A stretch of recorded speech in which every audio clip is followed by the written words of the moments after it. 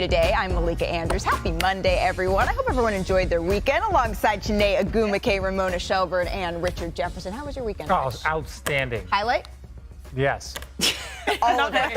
Well, there were plenty of highlights around the NBA. There were plenty of big performances from over the weekend, but perhaps none bigger than Anthony Davis and what he did last night. Fresh off a 44-point performance against the Bucks on Friday, he kept it rolling against the Washington Wizards. Let's pick this up in the second, Richard. And let me say this, despite what we show, the Washington Wizards did score points, but we're going to focus on the 55 that Anthony Davis did. He just did it in every way possible. Look, a step back. This is over Porzingis, the man formerly known as the Unicorn. We don't call him a Unicorn no more. That's Wemby. Yeah, that's Wemby. But going ahead to the third quarter, the Lakers up big, but Anthony Davis' big performance continued. Sticks with it. Oh, put it on their head. A little extra on that one. As you can see, look, good offensive rebound, and that's an and one. He was fouled 3 times. That's the grown man business we've been talking about, AD. He knows it. Like shakes in the rim, and yeah, that's a grown man finish. My goodness. Russell Westbrook hands it off. Ooh, gets the friendly roll to go. So through the first 3 quarters, Anthony Davis had just a casual 41 points. Yeah, it was ridiculous. And look, his game was so complete. He was 9 for 9 from the free throw line, 2 for 3 from 3, but he was just finishing at another level. Watch this ball at the top of the square. Leaning back, it was the top of the square. And then 1 minute later, Davis down low, waits for it. Finish. It's pretty. At this point in time, there's nothing else that we can say except his dominance is at the highest it has been since he's been a Laker. I would even say we haven't seen numbers even comparable to this, probably closer going back to the Pelican days. We haven't seen Anthony Davis play like this for 2 years. 55 points, 17 rebounds. Take a listen to what the Lakers had to say about Anthony Davis. Anthony Davis, 55 points. Going out with a mindset of just dominating and just been feeling really good, confident in all my shots. I'm just trying to do my part. Announcing his presence. We need AD to be special in order for us to get to where we need to get to. And he wants it. He wants to be that guy. He wants to be the guy for the team. He's totally picked up the torch, and he's running with it, and he's bringing us all along for the ride. It's great to see. He's been unbelievable, man. Playing like MVP of this league. Straight dominance. Whew. So, Chiney, Anthony Davis, 10th player in NBA history to average 35 points and 15 rebounds over a 9-game span. By the way, that joins the list of 9 Hall of Famers. But offensively, what did you see? How did he get it done? Oh, my goodness. He's been fantastic. And this is the Anthony Davis that we have been waiting for. Yes, ma'am. He's played through some nicks and some knacks, and it has absolutely paid off. But where has he been a straight beast? It's been the paint right here. Not only is he leading the league in paint points during this 9-game stretch, this is the most paint points he's ever scored in a 9-game stretch in his career. So let's look at these 2 key plays right here. Let's see it, sis. All right. As these plays get started, you'll see he's late to enter the court, but then there's a pick and roll, right? And look at this right here. It actually works and stops. Lovely. You see a number of players are really gravitating towards him. 1, 2, 3 players that are high because AD is so talented. But his teammate Russ does a great job of reading, attacking that empty paint, dropping it off. By the way, 15 assists Russell Westbrook off the bench, the most by a Laker since 1985, Michael Cooper, Coach Cooper. But this is the guy who's been a beast in the paint, and he's taking names, and everyone loves to see this because finally he's healthy, and they're finally running the offense through him. Now, this next play, you saw, in the Bucks game, there was a lot of pick and roll with LeBron. Again, pick and roll this time on the left side with Russ. How do you adjust if you're Kristaps Porzingis? You do exactly this. You're in an ice position where you're in drop coverage. This is not football, this is basketball. You're in drop coverage, which means you have a split second to make a decision with this dime from Russ and a beautiful floater right there. This is Anthony Davis. He's finally found his touch. He's found his rhythm. And one thing that I noticed, Malika, about AD, a lot of times when he's trailing up the floor, he'll be wide open from 3. He does not force it. He gets his rhythm, lets the play initiate, and then that natural movement, that natural evolution of his game has amounted in just him being able to finish in a way that we've sort of seen. Like, what did you say, Richard? We haven't seen it in 2 years. Right. So it's been great. And guess what happened 2 years ago, 2020? Who won the championship that year? Oh, yeah, it was the Los Angeles Lakers. He's getting it done on the defensive end, though. You can see there 2.9 blocks per game, the second most in the NBA during this last 9-game span. His numbers have been absolutely incredible across the board. But if we're talking big men, I think we need to bring in our resident big man one, Mr. Kendrick Perkins, because Perk, AD, he was your preseason MVP. We saw your whole list. We don't need to dig back into that ballot all over again. But, sir, do you have a big list of big men for us? Where does AD fall on that list? Well, let the big fella take the mic for a minute and represent for the big. So, look, going at number 5, right? I'm going my top 5 bigs over the last 5 games who have been showing up and showing out. At number 5, I'm going with Bam, down the South Beach, them goons from Dade County. He has elevated his game tremendously, averaging over 27 points per game, doing his thing. I was critical of him. He's rose to the occasion. Then we got to go down to the big Philly. Joel Embiid out there handing people those 40 pieces on the regular. All flats, spicy. Or do they have Philly cheesesteaks? Maybe we should go with Philly cheesesteaks on that one. Number 3 on our list, we can't disrespect and go away from Big Jokic. Yes, he's been quiet. We haven't been talking about him, but he's still putting up 25 and 12 a night with the dimes. Team Whack Body. He must be on the list. He represents for guys like myself. Team Whack Body. And then number 2, bring it on. Here we go.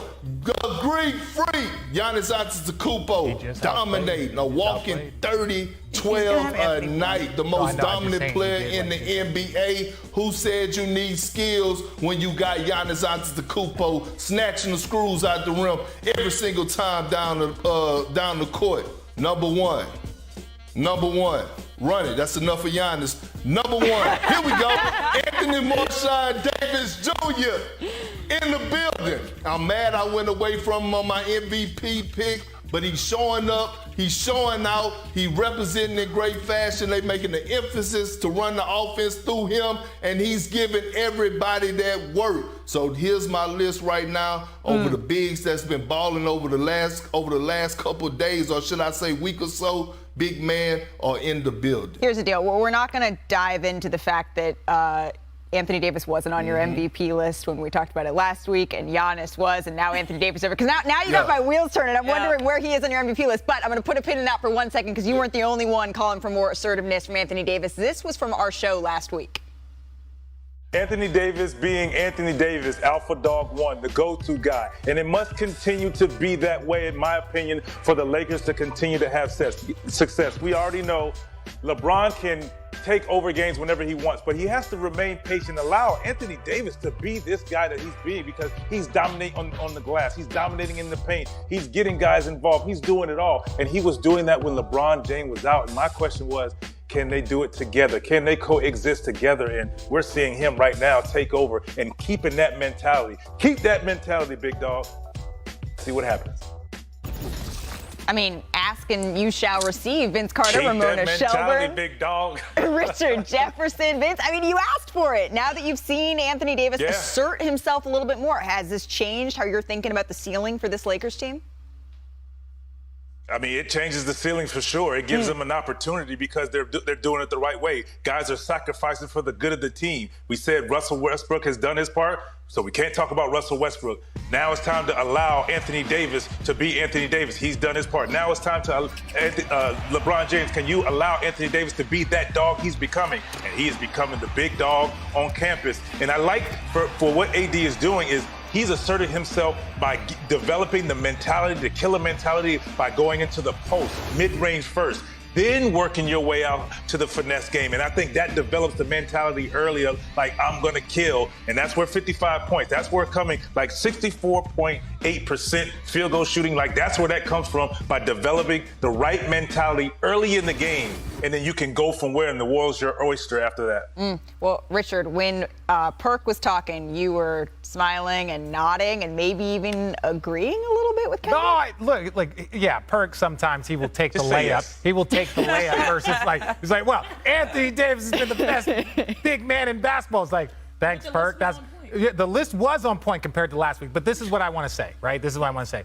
What Anthony Davis has done is what the Lakers have always needed. This has always been the plan. No, I'm not even talking about the 55s and the 44s. We're talking about just dominance on both ends of the floor. Being in forget the defensive player of the year race. He has the talent to be an MVP candidate. For long before he ever showed up in a Laker uniform, he was a top 5 talent. Yeah. He was a quote-unquote fringe of being a top 5 player. He had been first-team All-NBA. And since the championship, he had completely regressed. Now, the guys that he had, it was Giannis and it was Embiid. There are 3 MVPs between that group, and then Embiid was runner-up 2 of those years. So it was like those guys had set themselves apart. Anthony Davis is doing everything that everyone believes he can do to get back to that level of being an MVP candidate and one of the top 5 to 10 players in this league. Well, and that's what the Lakers are going to need if they want to achieve the playoffs, let alone a championship, which is what we all know when this roster was constructed, what they aspire to. But when you're looking at Anthony Davis's play, Ramona, I'm thinking about the health issues he's had in the past. What happened behind the scenes that has gone into him being able to take this step forward? I mean, when he's had this lower back injury all year long, and he's finally feeling better. And when you have a lower back injury,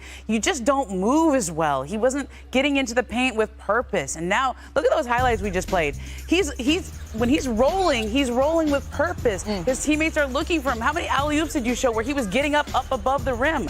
When your lower back is hurting, you tend to float and you don't roll with purpose. He is aggressive now, and they are looking for him. The Lakers are also doing an incredible job of taking care of the ball. What do we talk about the first week of the season? Shooting too many threes, not making hardly any of them, and not taking care of the ball. Last 3 games, 26 turnovers in 3 games.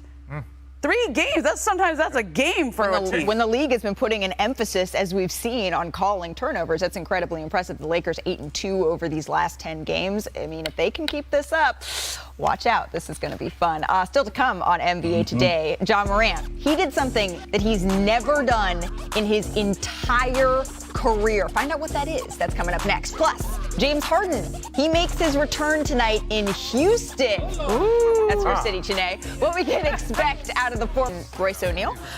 We start in the third quarter. The Nets down 10 at this point. Kevin Durant gets to his spot, elevates, hits it. Yeah, Kevin Durant has been playing, look, he's been doing what Kevin Durant does. Now, this Boston team, you can see it. That's great one-on-one defense there by Williams. Still nothing you could do against Kevin Durant, but they were just struggling the ball. They were throwing the ball all over the place. That was the thing, and you cannot do that against this Boston team because they will move it and make you pay. Al Horford, congratulations on that contract, big fella. Every penny. I think you're still underpaid because watch what he's able to do. Able to hold down Kevin Durant. I've been saying his name so much, and then look, it's able to lead to transition breaks there. And so he just does so much for their team, and this Boston team is complete. All the extra things. Just watch this. You can't do that against the Boston Celtics. Brown, 34 points. Celtics up at this point. I mean, it felt like every time, Chennai, the Nets would close the gap, they would do something like this. Yeah, I mean, you can't beat yourselves against the Celtics. If you give them turnovers, if you play lax, on offense or even defense, they're going to capitalize. But that guy has just been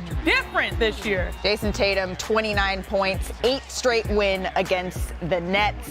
Anscape senior writer Mark Spears is joining the conversation as we talk a little bit about the best team in the NBA because the Celtics, they just continue to roll through the league. Perk, I'm afraid to even ask this, but is this team that we are seeing right now better than the version that made the finals? Yes.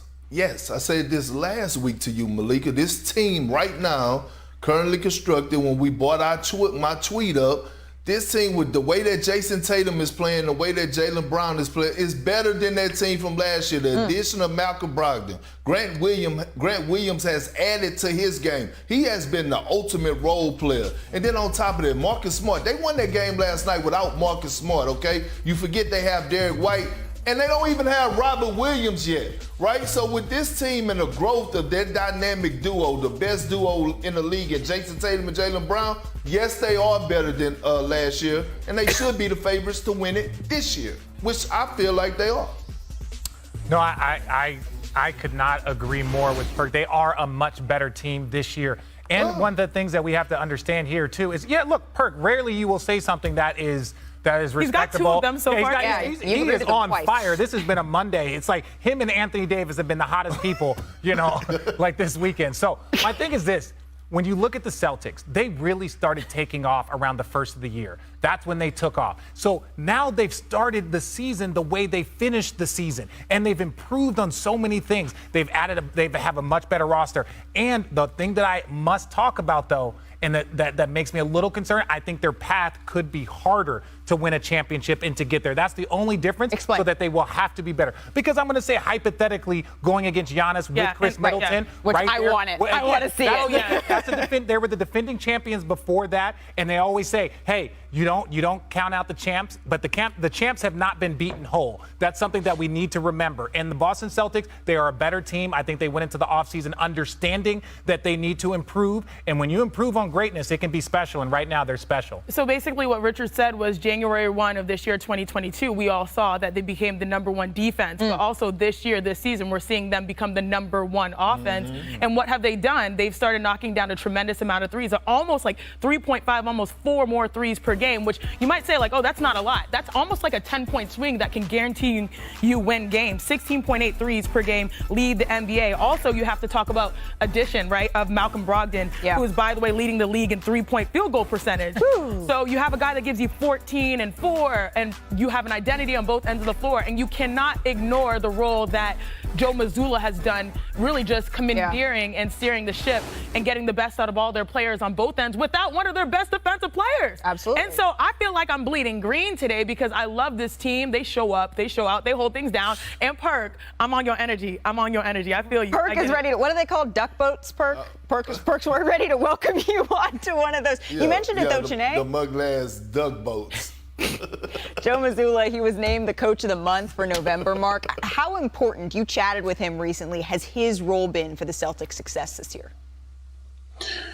Yeah, we can't ignore the elephant in the room that, with Ime Udoka being suspended and not being there. And then you bring in this Division II coach, coach that had Division II experience as a head coach, and that was it.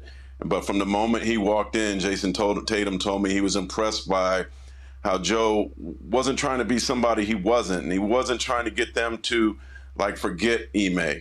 He wanted them to, be honest with each other. He wanted it to be a collaboration. He wants them to be honest without emotion, and he's not trying to make guys feel a certain way just because now he's the coach. And it's worked. He's the Coach of the Month for the Eastern Conference, and we got to give him his respect. I mean, this is a guy that was on the back of the bench. Now he's on the front, and you get this big team, and, if they were struggling, he was going to get beat up, and this was going to get questioned. But right now, Joe Mazzulla is doing a Coach of the Year. Forget Coach of the Month. He's coaching like a Coach of the Year right now. He's absolutely. Coach of the season. Yeah, he's been guiding this team so incredibly well, coaching this team incredibly well. Ryan Ruocco told an interesting story on the Nets on Yes broadcast, Perk. He talked about the similarities between Jason Tatum and Jaylen Brown's off seasons. And he said essentially that every time he'd hear from these guys when they would be talking about, oh, you had such a great, congratulations, this is a great run to the finals, congratulations, that almost bugged him, Perk. It bugged them because they didn't want to be congratulated on that. They wanted to be, it's fuel to get to that mountaintop. Yeah, it is. And we heard Jason Tatum talk about it so much about how he had a miserable offseason and, how it haunted him, how he played in the finals. But let me bring something to light. The thing that I love most about Jason Tatum and Jaylen Brown is their work ethic. Every single practice that they have, those guys go at it 101, and it shows in their game. And now you add Marcus Smart into that mix, they all be competing at an extremely high level. And then to give more credit to Coach Mazzulla, last night I was watching the Celtics play the Nets last night, and I saw the Nets jump out on an 11-2 run. Most coaches, young coaches, would have called the timeout. Mazzulla let them fight through it. And I heard Scalabrine on the broadcast said that he didn't want to call timeouts in situations like that. He wanted them to figure things out and figure how to fight through it on the floor together as young leaders. And they did that. By the time the timeout did come, the Celtics had the lead. It was 16-11. That's growth, and that's showing that you trust into those guys to not only lead, but to fight through things and lead by example. Well, the Celtics, they face the Toronto Raptors tonight at 7:30 Eastern. Fun fact, this is the first time all season that they have not been favored heading into this game. And the injury report isn't even going crazy, so I'm not sure I understand that one. Atlanta Street. Still ahead, though, on NBA Today. What is going on in Atlanta. Oh, is it a goodness. big deal, a little deal, or no? There's more to that story. The Hawks did win the game without Trae, 117-109. For more on Trae Young, I want to bring back in our Anscape senior writer, Mark Spears, and just start there. What caused Trae to miss this game, Mark? Well, Trae was getting treatment on his shoulder on Friday morning. Hawks coach Nate McMillan came into the training room and asked Trae if he was going to take part in the walkthrough for that night's game against the Nuggets. You know, McMillan's policy is that if a starter doesn't take part in the walkthrough, they can't start. So McMillan asked Trae if he was going to take part in the walkthrough to play Friday. Trae told him, I said, well, I guess if I'm getting treatment, I can't play. And so Trae leaves. His agent ends up talking to the Hawks and communicates to Trae that either he will come off the bench or Nate wants him to stay home. So Trae took the option to stay home. That apparently was a miscommunication. Trae said after this morning shoot-around, he said, I don't necessarily disagree with the choice that I made to not go to the game. And he said it was a mutual decision between him and the coach. And, this morning or on Saturday, they talked. On Sunday, they talked at practice. They talked at shoot-around. They didn't talk Saturday. But they've talked twice. They're on the same page. They definitely want to move on. But they're both basically irked about the report coming out, getting leaked, curious to how it came out.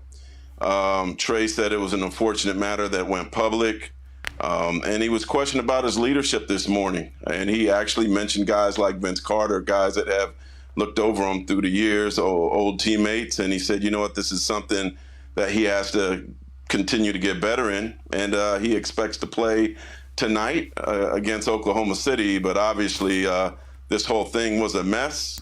And it's we'll see where they go from here. But they feel like if it didn't get leaked out, we wouldn't be talking about it right now. Okay, expects to play tonight. Mark, thank you for all of that. A lot going on. Yeah, there's a lot going on. And when there's a lot going on, that's when Kendrick Perkins takes to Twitter. And this is what he tweeted. He wrote, quote, "What's going on in Atlanta? Franchise players getting treated like the 14th man. Players leaking info to the media on their own teammates. Tomorrow can't come fast enough. Carry on. Hashtag NBA today." Well, tomorrow is today, as you tweeted that yesterday. So, Perk, your thoughts on Trae Young not being at Friday's game?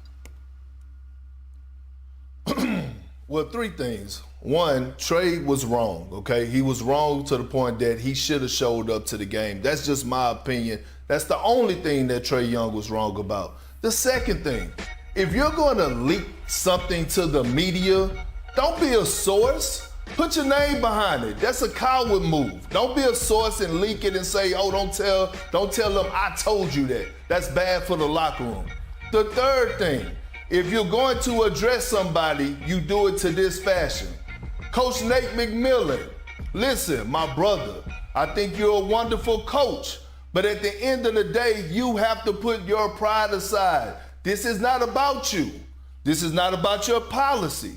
We're talking about your franchise player in Trae Young, who you wanted to participate in shoot-around that said he was getting treatment on his shoulder. You don't give him an ultimatum that he's either going to come off the bench or stay home. Trae Young has had your back since you took over this job. You have to do better. Is it a reason that you got fired from the Pacers after making the playoffs? Do you have a problem with having the guys in the locker room really like you as an individual? Sometimes you have to humble yourself. We all know that franchise players get treated differently. And so what?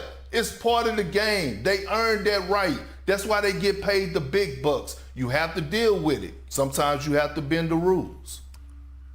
No, I'm glad you started off with Trae Young, and let me take people through. This is a very more common than people think, because when we go through shoot around, if you're an injured player that might not, you're dealing with something, you're walking through the assignments of offense and defense. It's not a run through. If you're getting treatment, you don't have to shoot, you don't have to lift, you don't have to do anything. You just have to walk through the defensive assignments that we're going to go through that night. You are going to help you and our team prepare. If you want to get treatment an hour before, you want to get treatment an hour after, fine. The 20 minutes that's on the court, he's not saying that you got to run and you got to shoot.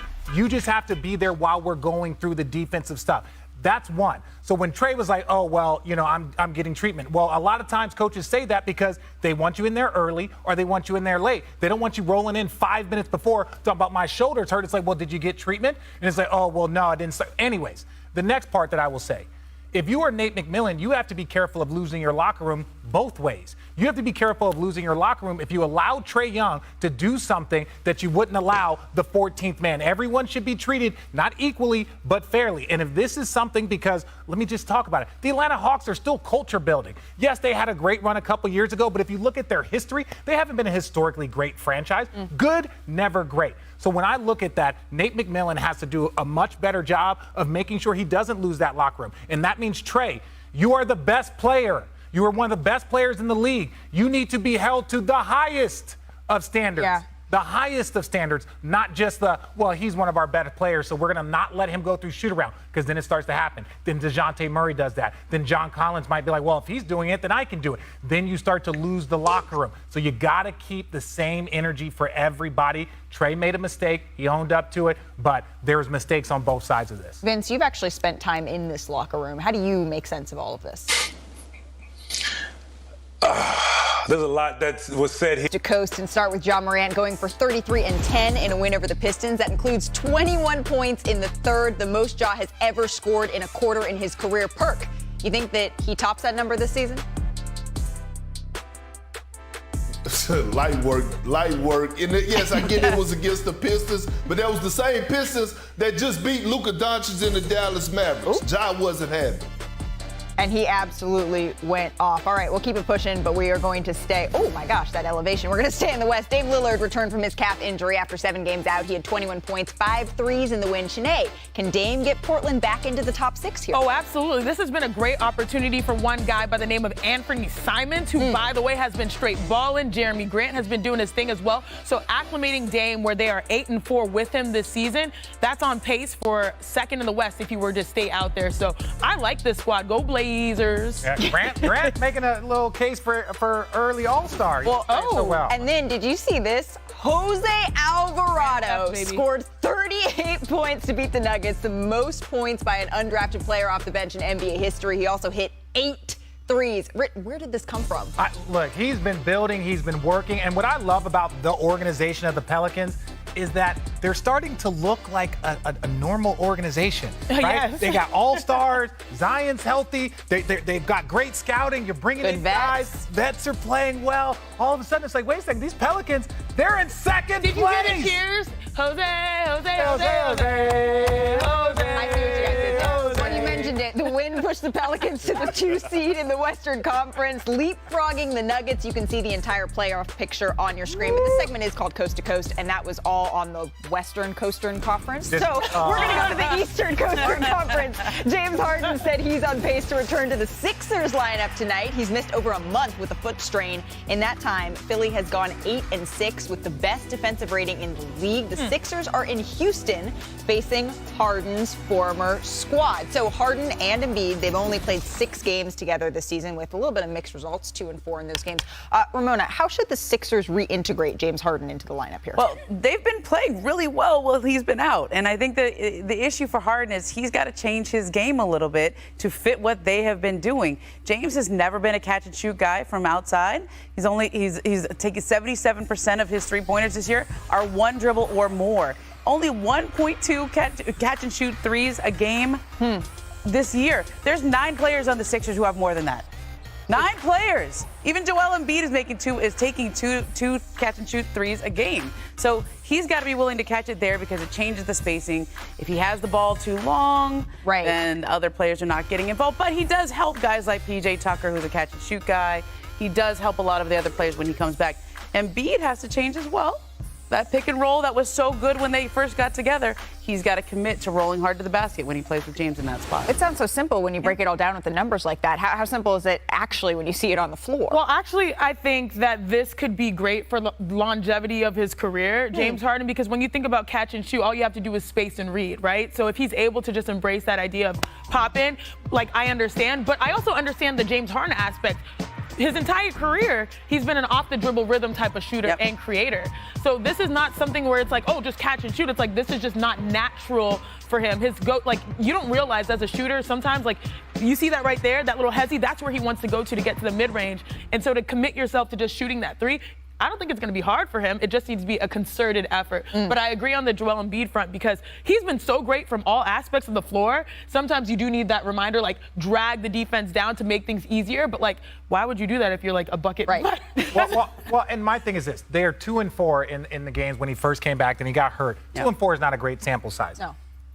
With 8-6, they're 2 games over 500 without him. If they are going to be an elite basketball team, if they're going to have a chance to get out of the Eastern Conference where Boston looks like the best team, Milwaukee is finally whole, if they are going to get out, they need to sit down, they need to look at each other, and I'm not saying literally, and realize that they need each other.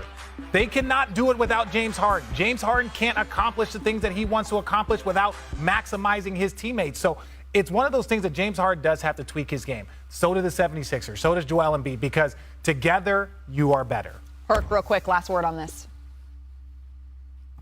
Well, he just have to trust, and not just trust Joel Embiid. Like, being hurt, he had an opportunity to sit on the sideline and see what others could bring to the table, like Tobias Harris, like Montrezl Harrell, like the kid Reeves that come in off the bench. And so now all of a sudden you come in and it's like, all right, I don't have to do as much. I don't have to dribble 20 seconds out of 24 seconds. And I need to realize this. This is Joel Embiid team, period. And James Harden will be fine. But I love the transition that he's trying to make into actually being the point guard. He just don't need to dribble the air out the ball. Well, the 76ers and the Rockets, they tip off at 8 o'clock Eastern tonight. I'm so sorry. You know, I had numbers of what Kirk was saying. Ramona had a really interesting stat about, already. you know, the amount of time that James Harden has. It's about half of the possession he takes dribbling the ball. Yeah. There you go. Gotta move. Coming up after the break, there were some ridiculous plays from the weekend, and we've got them all. Keep it locked.